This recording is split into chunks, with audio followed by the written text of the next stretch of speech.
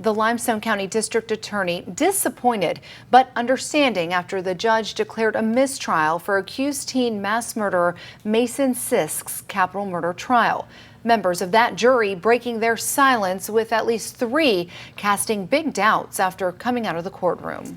Way 31 was the only media outlet to interview members of that jury on camera moments after the judge declared a mistrial. Senior reporter Matt Kroschel joins us live now.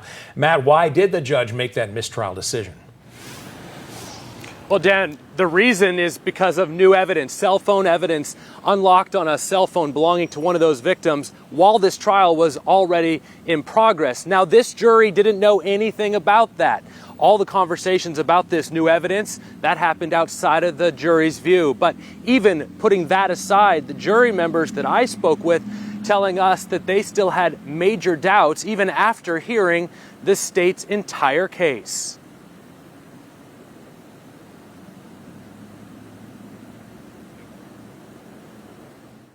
My grandmother just had a question, if it did continue, if the trial did continue and we were able to deliberate, would we have made the right decision? Yeah. And right now my mind would have been, I'm sure some of my peers probably would say guilty, but with what I've heard now, and I wouldn't have been able to say it would probably been a hung jury, because I wouldn't have budged. I agree. I would not have budged. So at least 2.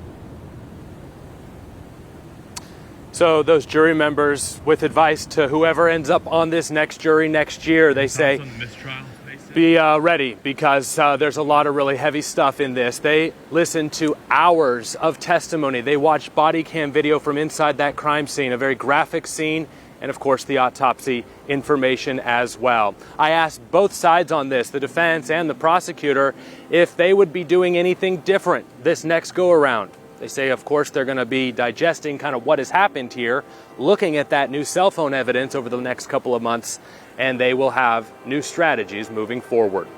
Reporting live in Athens, Matt Kroschel, Way 31 News. To hear more from our exclusive interview with jurors at Way 31 News at 6, you can also go to waytv.com to keep up with all of our coverage on this case.